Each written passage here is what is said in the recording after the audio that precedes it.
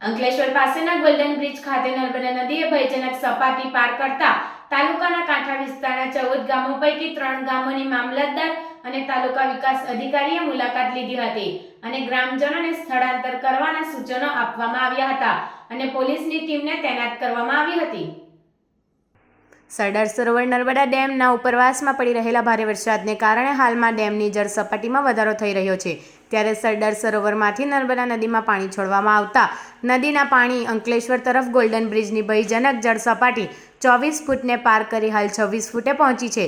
ત્યારે નર્મદા નદીમાં ઝડપી ગતિએ વધી રહેલા જળસ્તરના પરિણામ ભરૂચ વહીવટીતંત્ર એલર્ટ મોડ ઉપર આવી નદી કિનારે વસતા ગ્રામજનોને એલર્ટ કરવામાં આવ્યા છે।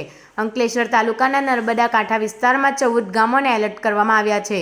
નર્મદાની જળ સપાટી 26 ફૂટે પહોંચતા અંકલેશ્વરના મામલતદાર કરણસિંહ રાજપૂત અને તાલુકા વિકાસ અધિકારી હિરેન બારોટ 14 ગામો પૈકી કાંઠાની નજીક આવેલ સરફુદ્દીન, ખાલપિયા અને જૂના કાશિયા ગામની મુલાકાત લીધી હતી અને ગ્રામજનો નદી કિનારે ન જાય તે માટે પોલીસની ટીમને તૈનાત કરી હતી તેમજ તકેદારી અને સાવચેતીના ભાગરૂપે સલામત સ્થળે ખસી જવાની સૂચના આપવામાં આવી હતી।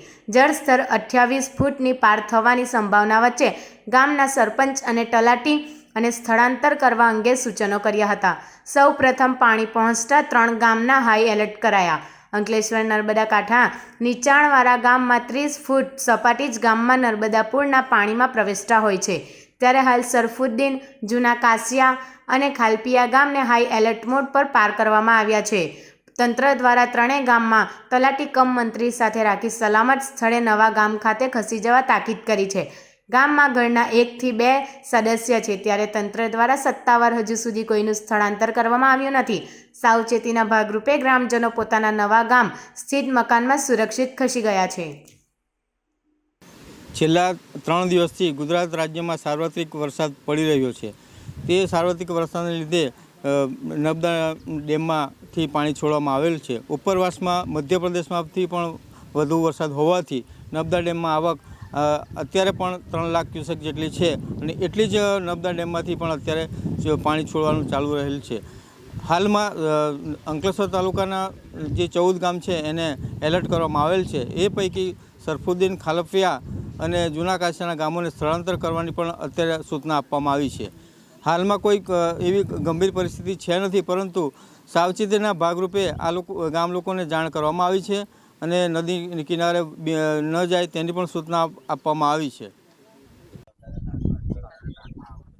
ગામ જૂના સરફુદ્દીન નર્મદા નદીમાં 27 ફૂટની સપાટી આવી છે, પાણી આવેલા છે 27 ફૂટ। તો અડધું ગામ સ્થળાંતર થઈ ગયેલું છે ને અડધા બાકી છે।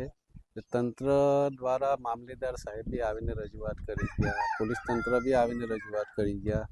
અમારા ગામમાં 30 ફૂટથી ઉપર સપાટી થાય તો આપોઆપ બાકીના રહેલા માણસો ખસી જશે, એમની જગ્યા પર સ્થળાંતર થઈ જશે। તંત્ર દ્વારા સૂચના આપવામાં આવી છે તમને અહીંયા? તંત્ર દ્વારા સૂચના આપવામાં આવી છે કે 26 ફૂટ પાણી થશે, એની ઉપરથી ઉપરવાળા વિસ્તારમાંથી છોડવામાં આવશે તો તમને જાણ કરીશું। ને અમને બી પૂછેલું તો અમે 27 ફૂટની ઉપર સપાટી પાણી વધશે તો અમે આપોઆપ અમારી માટે નીકળી જશું। હાલમાં આપણે કેટલા માણસો સ્થળાંતર થયા છે? હાલની અંદર તો 6 માણસ જેટલા તો નીકળી જ ગયેલા છે। હા, બકરા ઢોર બી થોડા નીકળી ગયેલા છે।